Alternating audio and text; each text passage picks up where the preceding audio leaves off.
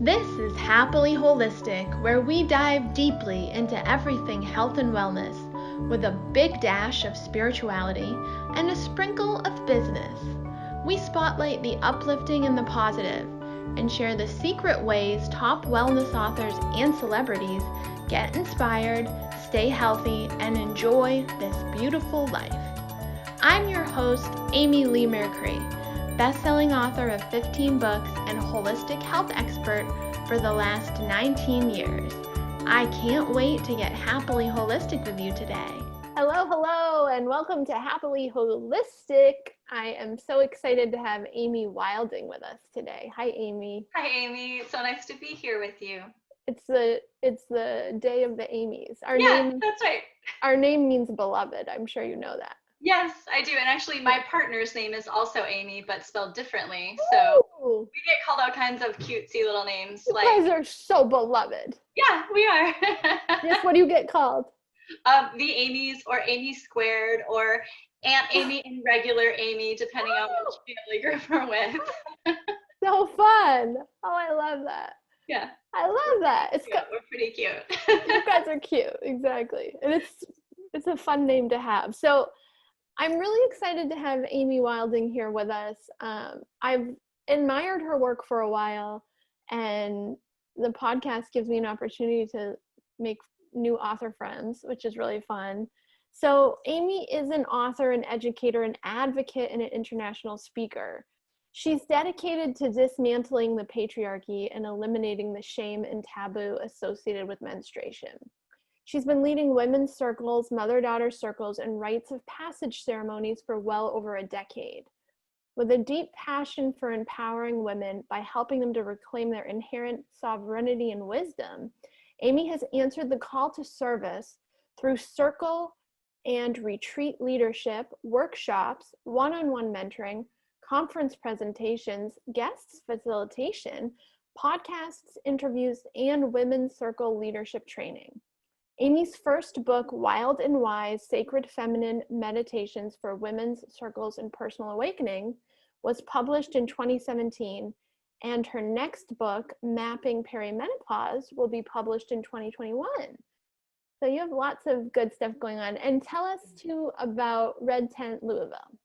So Red Tent started out many years ago as a sacred place for women to come together, really just to experience what it feels like to have a safe container to tell their stories. And it has grown and developed into something even beyond what I had initially imagined. Mm-hmm. And what I found through doing my work, which didn't start out specifically focused on menstruation, we just chose to claim the red tent based on the book, and that it was I love the book.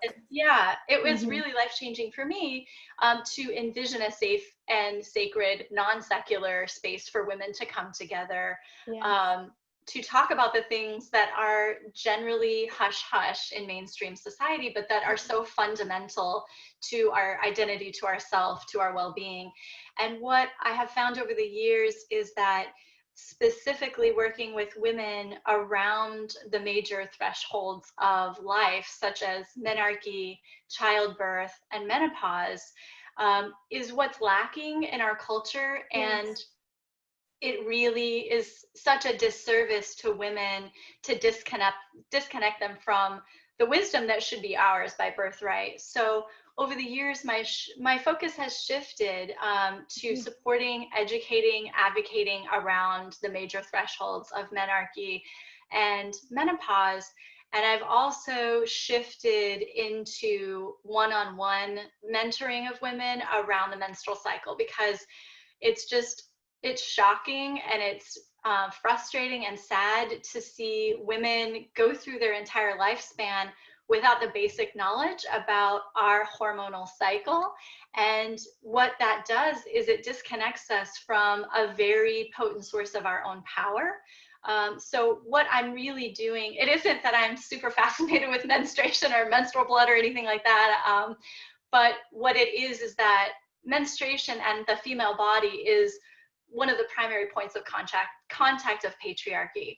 And so allowing women to awaken to the programming that has been perpetuated upon women for our whole lives, allows them to really reconnect with their own sense of self, their own sense of worth, and their power. And that in itself is life-changing for women. And then when you add on the complexity of finally understanding the intricacies of the cycle, it is absolutely life-changing for women. I agree. And gosh, as a medical intuitive for 20 years, perimenopause and various hormonal dysfunction are probably in the top three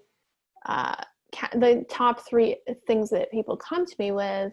And a big part of that is that disconnection from the divine feminine within. Yes, and not only Absolutely. that, but when women are seeking out information, it is not there for them to find. Women, I can't tell you how many women I've talked to who've gone to medical professionals and sought answers and have been shut down completely. And I do absolutely believe that that is an arm of patriarchy as well. I agree. Counted, they're not given information. They come knowing something about themselves is not correct, is not right. And they are completely invalidated. And especially when it comes to anything related to menstruation, menstrual health, and especially perimenopause, so many women go to their healthcare providers and are told, you're too young to be entering perimenopause, when the signs are so clear, they're so obvious. So that's the basis of the next book that I'm writing. I'm excited for you to write that and share it so I can recommend it. Yes. Because women need to know what the realities are, what is normal to expect. And there's such a huge spectrum of physical, psychological, emotional, and spiritual experiences related to perimenopause. But when you look at all of the stories, there is a foundation that shares certain similarities among all women. So I think it's really crucial for women to know what they're experiencing is part of the process, and we can then start discerning what is typical, what's normal, what's atypical, and what may need medical intervention. But the gist of what I hear from women is how alone they feel and how they literally feel like they're going crazy.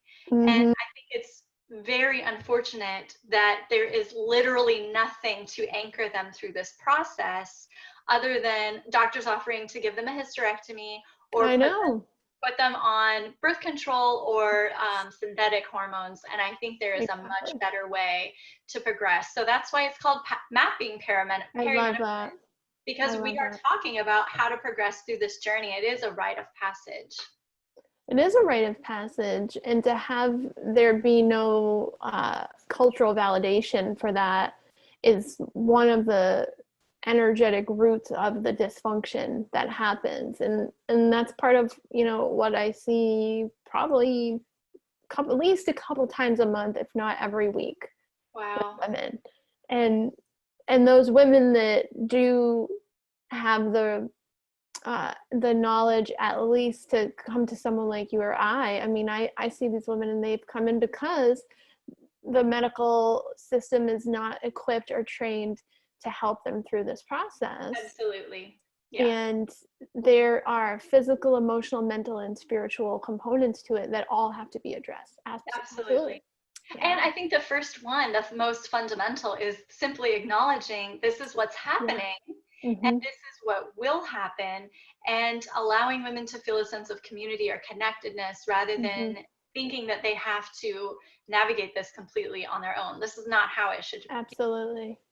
And sometimes, over the years with clients, I've seen women enter perimenopause and have, for example, major life changes that reverse that or delay that and change that. And that's part of what shows us is our reality is comprised of so many energetic pieces.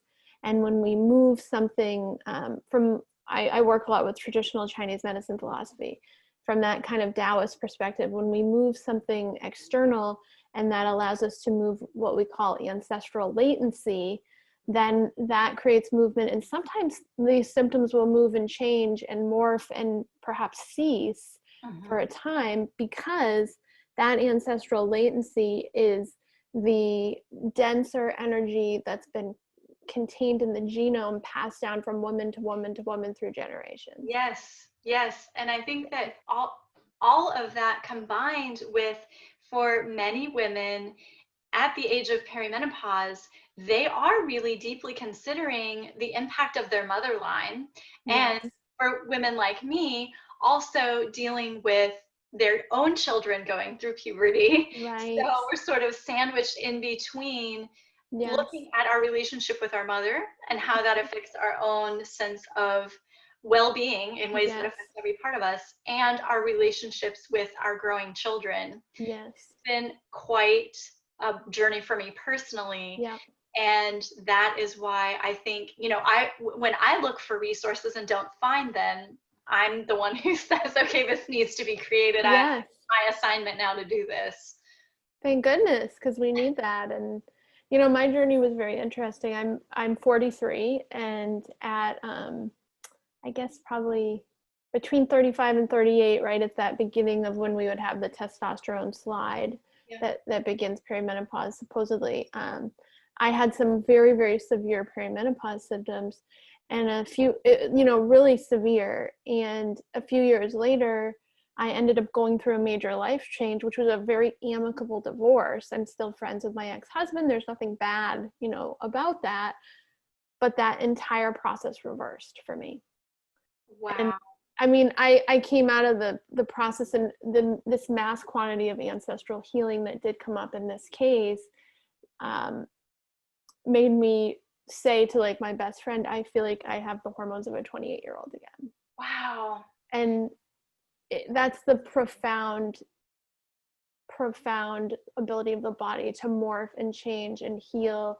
Yes. And neither was healed or unhealed, but just there's so much going on behind the scenes. Yes. And if I had thrown a synthetic hormone in there, what a mess I would have made. Yeah, absolutely. That's absolutely right. And I do recognize the benefit of having medical intervention when we need it. Of but course. I also recognize that we are disabling a process that is so crucial to our evolution as women. Yes. And now that I've been privy to so many stories of women who have gone through perimenopause and are on the other side, they attribute so much of their personal evolution to the process and to the journey. Absolutely. Me too, even though the other side ended up being going backwards. Around. Yeah, it was sort of like going here and then going back around. For those of you who aren't listening can't see, but you can imagine what I'm doing. But either way, these hormonal changes are just so profound and so indicative of the way we're working with our feminine energy. And I think also the balance of the feminine and masculine within us. Yes, absolutely. And I think in order to really access and maximize that, we need information. Yeah. And so far as we have seen, there's just not a lot out there. And I have a perimenopause group. We used to meet monthly until COVID. But one of the things we talked about was, what would our experience of midlife be like if the experience of perimenopause was as understood and openly discussed as pregnancy and childbirth? Yes. So that's really sort of my goal, is to make it so much more accessible and available to all women, all women. I love that. And I think one of the things that we can kind of come around to with this talk about embracing and embodying our femininity and our bodies, our body ownership, our body acceptance, and taking away some of these taboos takes us around to the patriarchal reasons that, these might be in place. And I know that you have a lot of amazing perspective on that. So I'd love to hear about that. Yeah, my own awakening to the experience of patriarchal grip upon my person was not until I was pregnant with my first child, and really became aware of how much medical agency was taken away from me, or was expected to be taken away from me. Yes. and I just became really outraged Yeah. about that whole thing, and was very vocal in my care during pregnancy, my birth experience, and then of course Yes. During when I had an infant and toddler, breastfeeding became a cause that I became very active with, because again, that is ultimately nothing more than the reach of patriarchy. That's what it is. Shame and sexual taboo upon literally the most natural thing that our body can do. So I became meant to be done, exactly. Yeah. Mm-hmm. I still feel really passionate about that. But I also became really active in terms of birth education and preparation. Mm-hmm. And I've just remained in those communities over the last 15 years, since I became aware of how much agency is intentionally removed or blocked from women around anything having to do with our reproductive biological functions. And I do think it has everything to do with past models of ownership of women, literal and metaphorical. And if you reach far enough back into history, it changes. You know, we used to be matriarchal cultures. We used to have goddesses as our deities and archetypes. And as the world shifted and the goddesses were killed by gods, we saw the shift in our status culturally along with that. And it has remained for thousands of years. So I'm not laboring under any illusion that we will see a change to that in our lifetime.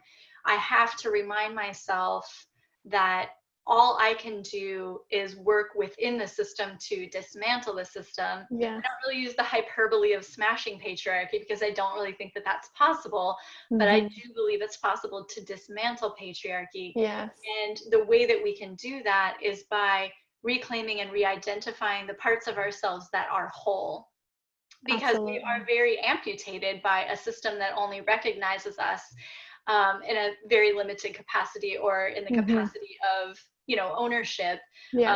I'm a real big fan of Downton Abbey, but there are just certain things about it. I'm at the point in the series, I watched it like 3 times. I'm at the point in the series where Edith has her baby outside of wedlock. And I just, you know, I was really pondering that last night about the social norms that we participate in that place value on owning someone's virginity, owning a woman's virginity. And of course, it's a double standard, because it's not the same for men.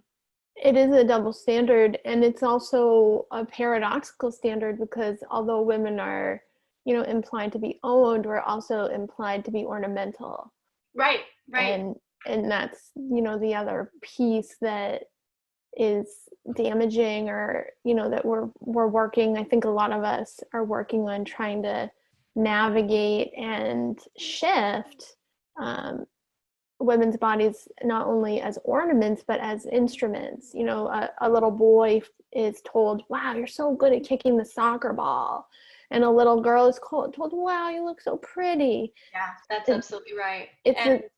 It's a non-empowering message. It is, and it is insidious, and it is from the time of birth we gender our messages to our children. And ultimately that is what kind of started me on this path, doing work with mothers and daughters, because I recognized we don't have any really empowered positive archetypes. So I started doing mother-daughter circles based on goddess archetypes about, I don't know, it's been about 8 years since I started doing that. And that evolved into the work that I do with mothers and daughters now, which is menstruality education and rite of passage ceremony, because I do believe that starting girls out with positive messages about how powerful their bodies are is the way to dismantle patriarchy from the inside out. Because what I have observed is when we start counteracting the messages that they've already ingested and giving them a sense of sovereignty from a very young age, they are immune to future messaging from patriarchy about their bodies. So that's the way that I can connect with my activism in the real world. So like I said, I don't know if it will change in our lifetime, but I know that it affects lifelong change in the women and girls that I work with. It absolutely does. And I think in our lifetime we'll see change, but I think we have a long way to go. And we were talking before we began recording about some things that have been happening, the passing of Justice Ginsburg, and I was sharing how that was several days ago from when we're recording. You guys will hear this a little bit after, but I was sharing how that morning I woke up with dreams and really feeling depressed and sad and disheartened, like I did at the when the results were announced of the last presidential election. Yeah. Where I know that was very triggering for a lot of women to have a man in office who openly bragged about sexually assaulting a woman. And I was telling Amy that inspired me to write a book proposal about goddess archetypes and how we could change the patriarchy, which didn't get picked up, and I really want to write that book. But I did get to write a little bit of goddess, which had some of that in it. Under the radar, but and so as we look at this idea of the ownership of women's bodies and how we can shift that, Amy was also sharing before we began recording this interview some things that have been going on in Louisville today. If you'd like to speak about that, and then maybe we can kind of come together on how we're gonna absolutely address that. Mm-hmm. So I live in the Louisville area, and we have been very closely connected with the Black Lives Matter movement, specifically focusing on Breonna Taylor's life. And to fill in the audience who may not know, there have been peaceful protests for 121 days in one specific spot in our city.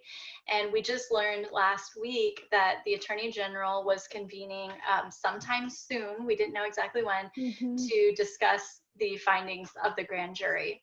And so we've all kind of been waiting on pins and needles, because what's been happening is they've been moving in like military force into our city. The National Guard is here, the U.S. Marshals here with their tanks. They've barricaded streets, they've boarded up buildings downtown.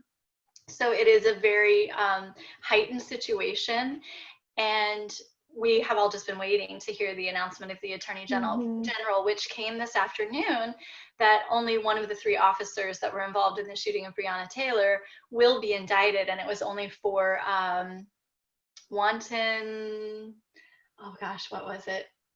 Disregard or something like that, essentially a slap on the wrist with $15,000 bail. And obviously this does not serve justice for the city, for the community, for Black lives, for this country. It's really, really devastating. And so I've just been sick to my stomach all afternoon, not only because of that decision, but because of what may happen in our city over the that's what I was just hours, thinking. the next few days. I think the military is setting up a situation where they are hoping to drop a match on a powder keg and make it look like the protesters are violent, but the ultimate truth is the protesters have been very nonviolent for months, and this is it's just a really heavy time in our city. It is heavy. So something that I've been thinking about today that we spoke about before we started recording was my my nature. Even though I consider myself a practitioner of a certain spirituality, I feel a lot of outrage, and I think it's really important for us to discredit the notion that rage and anger don't have a place in spirituality, particularly in women's spirituality. There's this whole notion now of toxic positivity. And my belief is that our sense of righteous outrage is really needed, and especially today. But I wrote an article several years ago when the white nationalists drove their car into a gathering in Charlottesville, North Carolina, and killed a woman. I wrote an article about outrage at that point, and then I also included a meditation in my book about outrage based on the goddess Sekhmet, which I think it's really crucial for us to remain connected to, because outrage is our way of channeling our power outward, and that is what is necessary to make long-lasting change.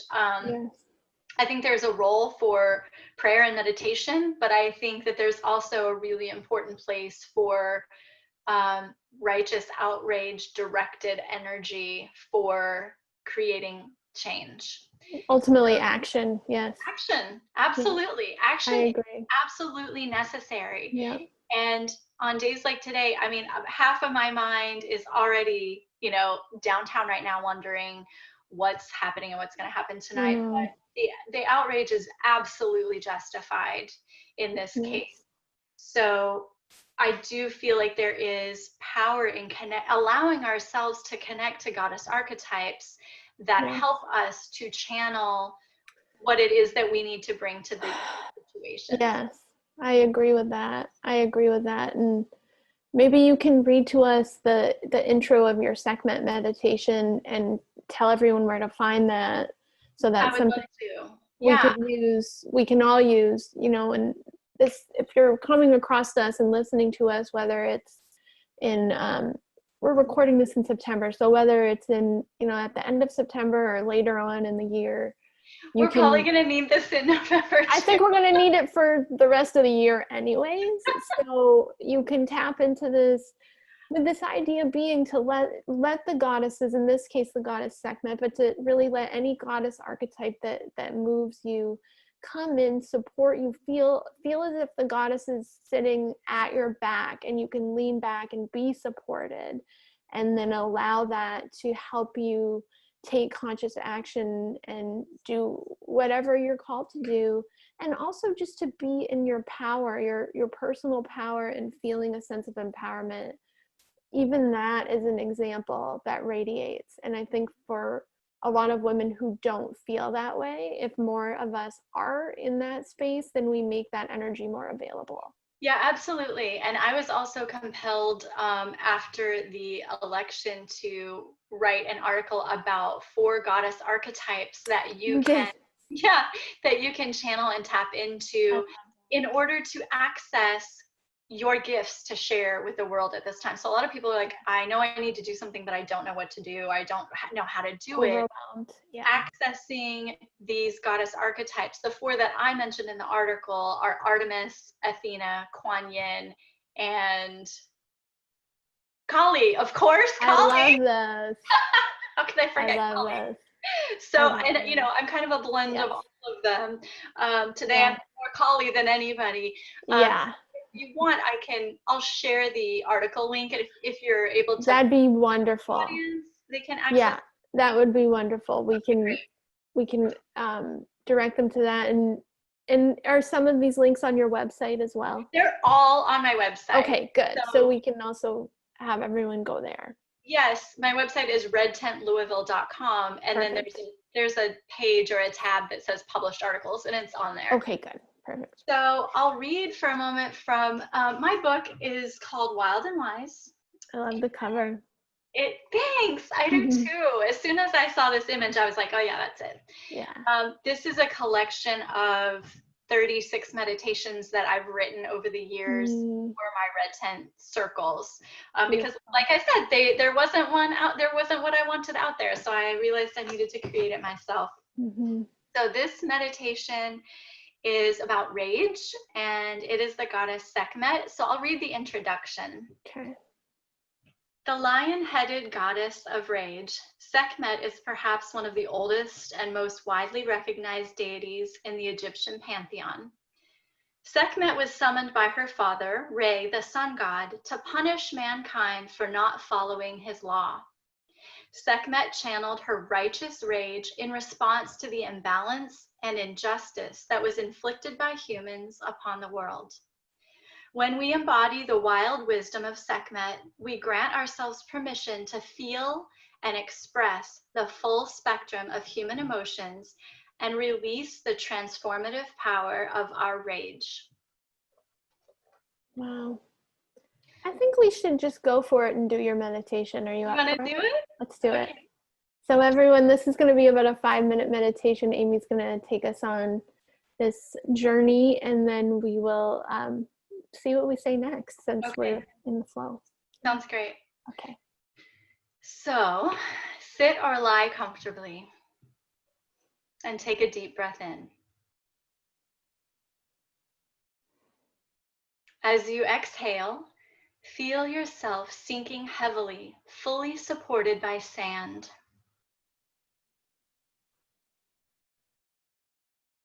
As you begin to become aware of your surroundings, you realize that you are in the desert with nothing but dunes in every direction and the sun high in the sky. On your skin, you feel the heat of the sun. In your heart, you feel despair for the state of the world. As you scan the horizon, you see a figure walking towards you with the body of a woman and the head of a lioness.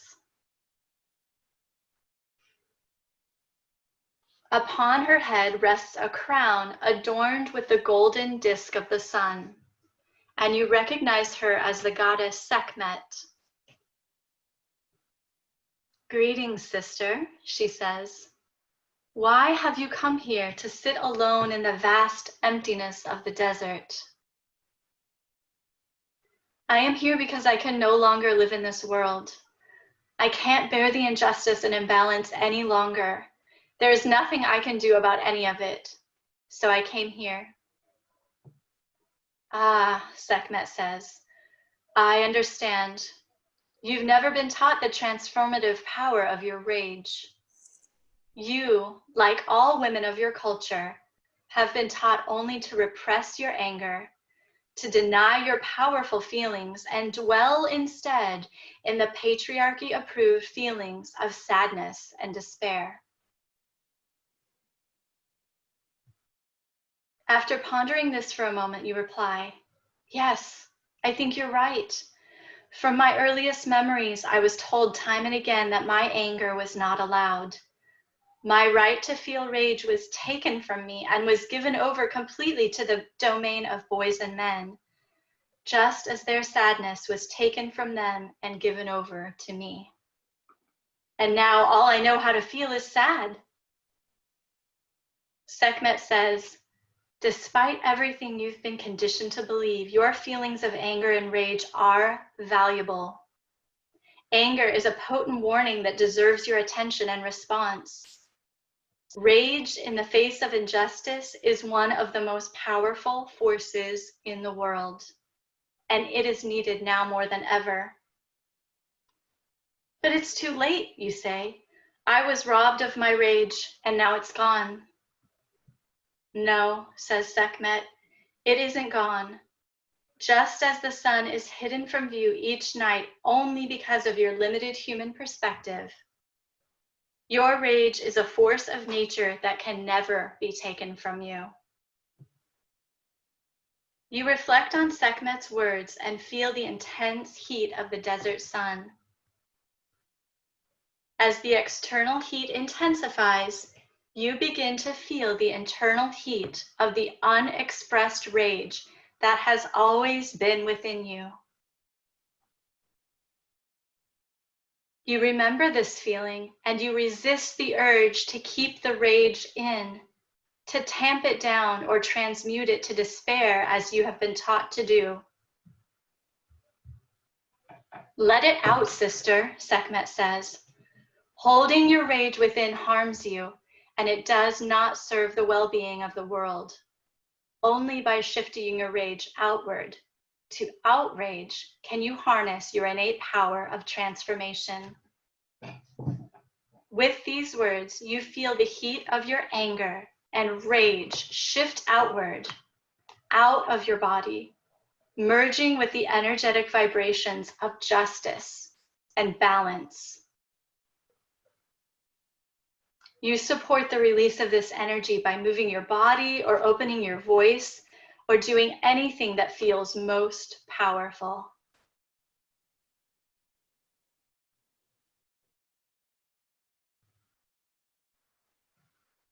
When you have discharged the full extent of your rage, you lie quietly in the sand, feeling spent but at peace. Sekhmet says, "This is the way of healing, sister, feeling and releasing our anger, owning and channeling our rage to activate change. This process is your birthright and an integral part of the global rebalancing that is needed now. Let no one tell you otherwise."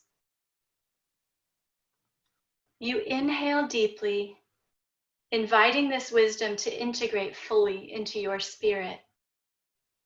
You thank Sekhmet for the gift of rage, and she bows in recognition of the divine within you and reminds you that you can return to her anytime you need to reconnect with your anger and rage.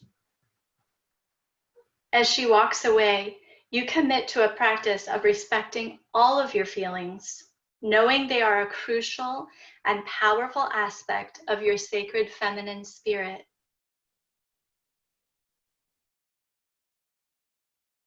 With another deep inhale and exhale, you begin to shift your awareness back to your body, back to this moment. Gently returning to this space and time, you open your eyes. Welcome back. Wow, that was beautiful, Amy. What a gift. I'm so glad we took the time to do that. Oh, good. Me too. Yeah, Me too. I'm really glad we did that. And to our listeners, when you do listen to this, you can come and comment on Instagram and tell us about your experience. There'll be posts on there, and you can reach out to Amy or I, and just we'd love to hear.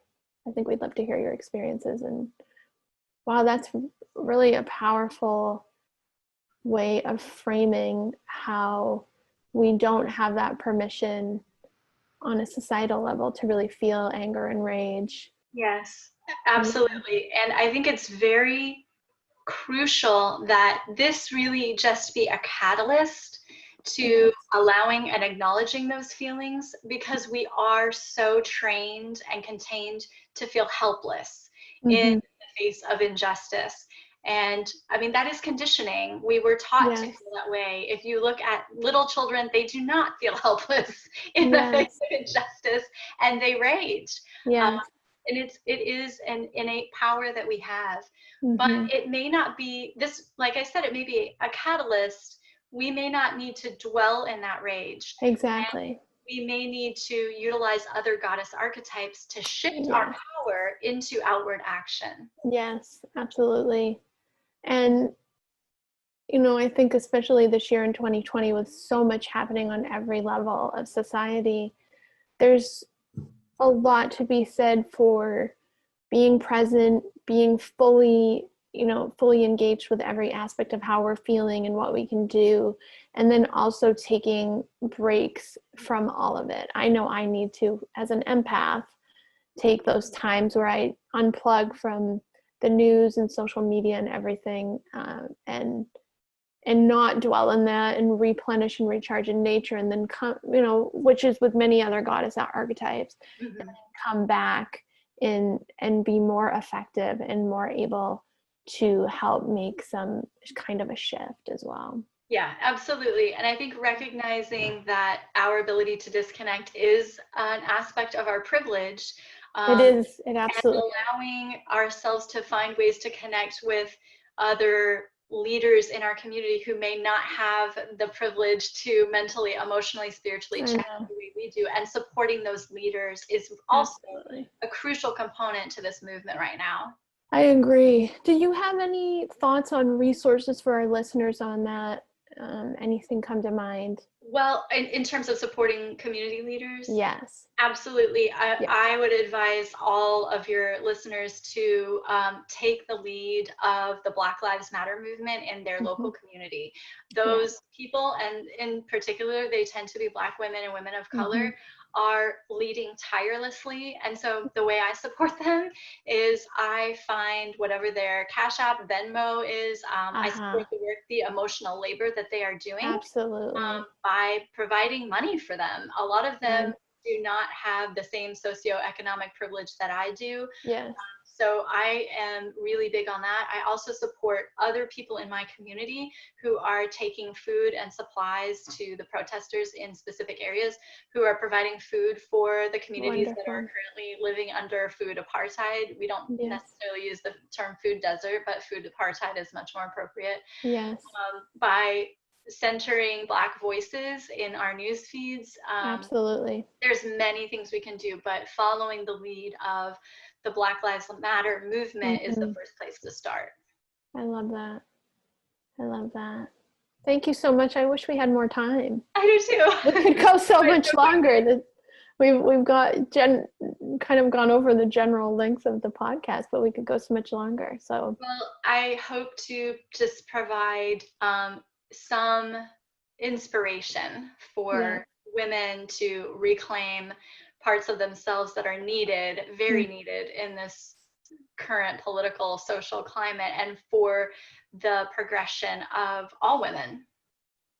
I love that. And I think one of the things we were discussing before we got on the recorded part of the interview was how in some ways our work is very similar. I've been teaching goddess shamanism for 20 years, and all these different goddesses and their archetypes, and facilitating people, not just women, but men and women, being able to have direct communication with these goddesses and receive their support and tap into these archetypes. Whether it's the goddesses we've mentioned, the goddess Nike of victory, Libertas, who's the goddess of freedom and liberty, is a big goddess for me. So many different goddesses from all geographic areas. From all cultures. Absolutely. Goddesses from, every continent. And the way that we can tap into that is just, it's a nice entree to move us into this conscious action. Absolutely. That comes from what we discussed today. So absolutely. I really enjoyed our conversation. Me too. This was a nice way for me to channel and focus the feelings that I've had today, and hope that it can provide a balm for others that are feeling this way too.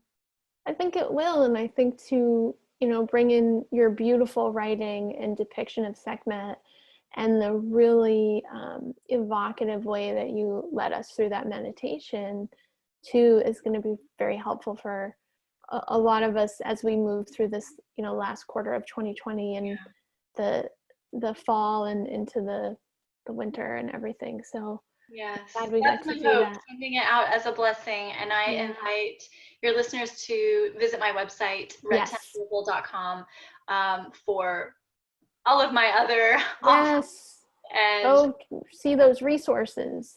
Absolutely. Please join me on Facebook or Insta or otherwise. Where do we find you on Facebook and Instagram? What is your handle? To be quite honest, I'm not super active on Instagram. I tend to be more interactive on Facebook. I'm on Facebook as Amy Wilding, and my website is current and up to date and has lots of different ways to interact with me, like as the menstrual coaching, but I also do wild wisdom coaching, helping women unshackle themselves from patriarchy. And then, of course, my book is sort of like a take it with you. I was going to say, I'm going to get your book. I loved it. I loved what we heard. Oh, good. So not only is it a book in print, I wrote it in print for women who lead women's circles as a resource for meditations, but I also recorded it as an audiobook for women even better. On their own. Perfect. So we can download lots of ways you can find me. I love it. Thank you so much. We're going to have you back soon because we have a lot more to discuss. I think we do. I think we do. Yes, and thank you all for listening to Happily Holistic. And I can't wait to hear from you in the comments, and we will talk again soon. Thanks for listening to Happily Holistic with me, Amy Leigh Mercree. You can find out more about the show on amyleighmercree.com on the podcast page. Please stop by your favorite social platform and leave me a comment. I'd love to hear how you liked today's show and what topics you'd like me to cover in the future. Come find me on Instagram and Facebook at Amy Leigh Mercree. Until next time, stay happily holistic.